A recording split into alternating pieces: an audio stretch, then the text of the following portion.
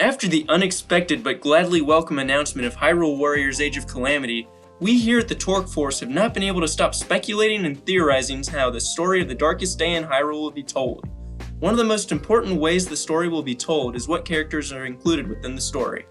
While Link, Zelda, Mipha, Daruk, Rivali, and Urbosa have all been confirmed as playable characters, we'll likely see many more playable characters within the game, as the first Hyrule Warriors had over 30 characters. Over the next couple of minutes, we're going to share our opinions and speculations on some more characters that we believe will be playable in Hyrule Warriors Age of Calamity. So sit back, relax, enjoy the video, and most importantly, subscribe. Of all the characters that could be playable in Hyrule Warriors Age of Calamity, Impa seems like the most obvious choice, as she is one of the few characters featured in the original game that actually experienced the Calamity firsthand.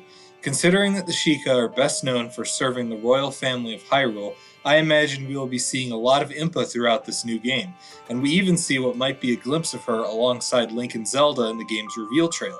On top of this, the Breath of the Wild Creating a Champion art book confirms that during the events of Breath of the Wild, Impa is about 120 years old, which would put her at about 20 years old during the Calamity. This means she could be a very quick and agile character, most likely using a mix of Sheikah technology and ninja-like abilities to fight the armies of Calamity Ganon. In the original Hyrule Warriors, Impa fought with a giant blade, but I think that the Impa from Breath of the Wild will be a bit different, perhaps even playing more like Sheik, using stealth and quick reflexes to fight. Impa is presumably the leader of the Sheikah in Breath of the Wild, so maybe she will also utilize some of the ancient Sheikah tech in her moveset. However, for reasons I will get to later, I do not think it will be the focus point of her moveset. Impa will be all about moving quickly and efficiently. Much like the four champions, King Roam-Boss Ramus Hyrule was only briefly seen in Breath of the Wild. Shown as both a strict father and a dedicated leader, we see the spirit of the king guide Link during the beginning of his journey while on the Great Plateau.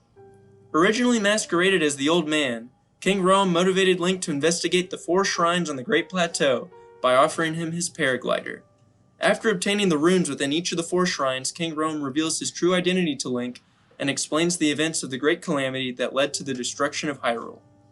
After Link sets off on his quest, we see the king in several brief memories Zelda scattered throughout Hyrule. In these memories, we see the king and observe obvious alertness and fear of the impending calamity. Fearful for his kingdom, the king pushes Zelda to awaken her powers, but he neglects to offer any encouragement to his daughter, causing Zelda to lose even more faith in her own abilities. Despite how the king may act towards Zelda in the critical and grave moments leading to the calamity, we learn of the king's love for his daughter and his true compassion and sympathy regarding his daughter and the incredible weight that she has on her shoulders. After Link and Zelda defeat Calamity Ganon, we see the spirit of King Roam, joined by those of the 4 champions watching over both Link and Zelda. As Link and Zelda walk away to restore Hyrule to its former glory, we see the spirits vanish, representing that they have found peace and that their souls are finally able to rest. After over 100 years of seeing his kingdom decimated and his daughter in battle, King Roam-Boss Ramus Hyrule finally found peace. Now rewind back 100 years to the preparation for the Calamity, back to when King Roam found himself facing a threat not seen for 10,000 years. With the immediate goal of making preparations to fight off Calamity Ganon, we will likely see King Roam leading the Hyrulean military and making preparations with the Zora, Rito, Goron, Gerudo, and Sheikah leaders.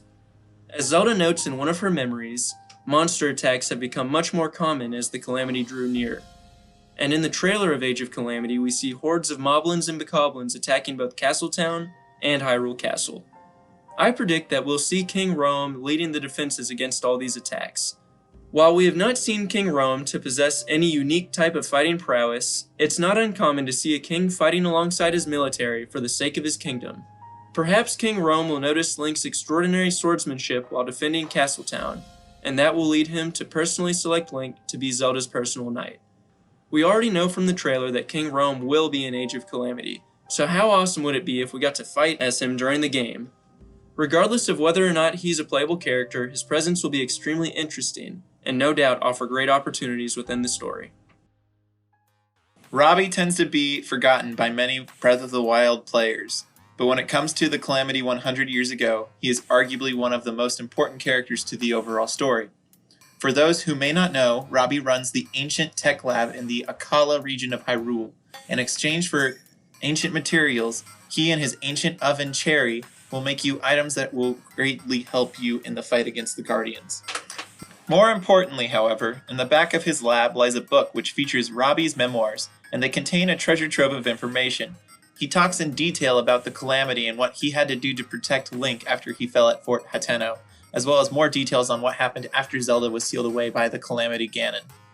The details contained in these memoirs will almost certainly factor into the events of Hyrule Warriors Age of Calamity, and one line in particular lends itself greatly to the idea of Robbie actually being a playable character. In one section, Robbie writes of his journey to Akkala, where he now lives, and how he had to basically fight his way there. He talks about how he studied the ancient Sheikah tech for so long that he could easily and swiftly defeat Guardians. What this says to me is that Robbie will probably be a technical fighter in Hyrule Warriors using an assortment of Sheikah weapons and traps to fend off the forces of Ganon. Perhaps he will even be the one using the mini Guardian we see in the game's box art. King Doraphan is the least squeaky of the two Zora regents that we have seen within the Zelda franchise. As the ultimate Chad of the Zoras, he is easily one of the better candidates among the Water Dwellers to be playable in Koei Tecmo's new experience. Naturally, he would wield a great trident as his main weapon. His secondary weapon, however, could be the great Zora blades which we see in Breath of the Wild. Instead of wielding one with two hands, as Link does, he would wield two of them, one in each hand, holding them as if they were fins. Then his combat could make some great references to the Zora gameplay of Majora's Mask. Plus, it would be very cool to see the weapons in Breath of the Wild recontextualized when characters that designed them use them. Bluto, leader of the Gorons, would be an excellent addition to Age of Calamity. Once a powerful and sturdy warrior, Chief Bluto likely worked hand in hand with his Goron brother Daruk. While not possessing the same natural abilities as Daruk, we learn that Bluto did possess natural strength, as has been seen in many former Goron leaders. Unfortunately, natural aging over the 100 years between the Great Calamity and Link's awakening from the Shrine of Resurrection rendered Bluto incapable of protecting his people due to his immense back pain. Because of this, we don't get to see Bluto in action during Breath of the Wild. But if we rewind 100 years in the past to the Age of Calamity, we might find a mighty Goron team of both the Chief of Gorons, Bluto, and the Goron champion, Daruk.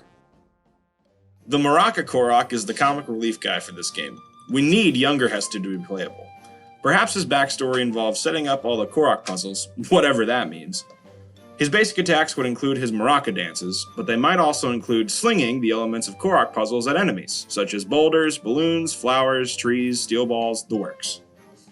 For his hilarious special attacks, the Broccoli champion would drop a bunch of shields, swords, or bows on the enemy while screaming, "Expand a band band!" While we don't see Zelda's mother in any of the cutscenes within Breath of the Wild, we learn of her closeness to Zelda through the memories and notes left by Zelda and King Rome.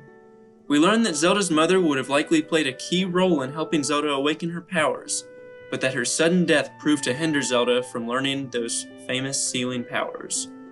Many fans believe that there is more to Zelda's mother than was shared in Breath of the Wild. In fact, there are theories that she was actually the fortune teller that predicted the Great Calamity. While this is just a theory, the Queen's importance to the story should not be downplayed. Zelda's mother's death was implied to be quick and sudden while Zelda was young, but we never learn of the cause.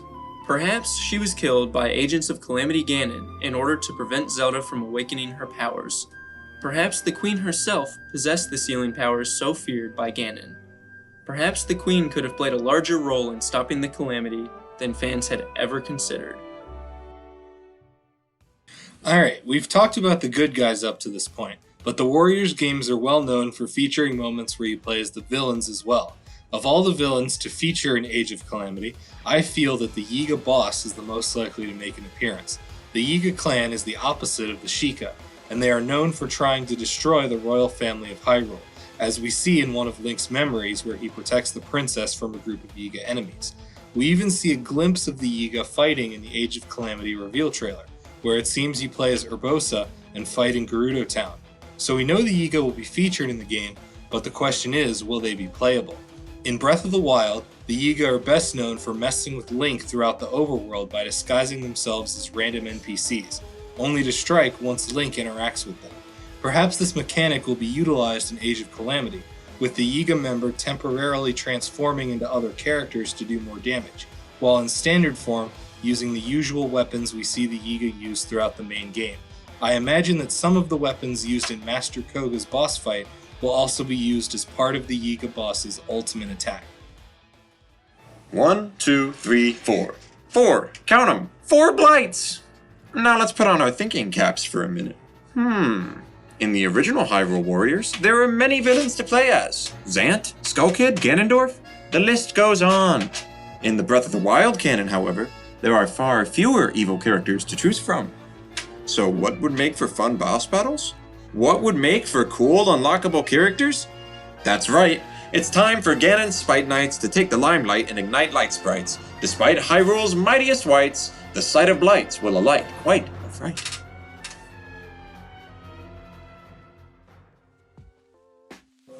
Thank you all for watching the video. If you enjoyed it, press the like button and definitely subscribe to our channel. If you want to share your thoughts on the video, go to the comments section and we'll try to respond to you as soon as we can. Keep an eye out on our Twitch channel at The Torque Force for any Pokemon, Mario, or Zelda themed streams. Thanks so much, and we'll see you all in the next Torque Force video.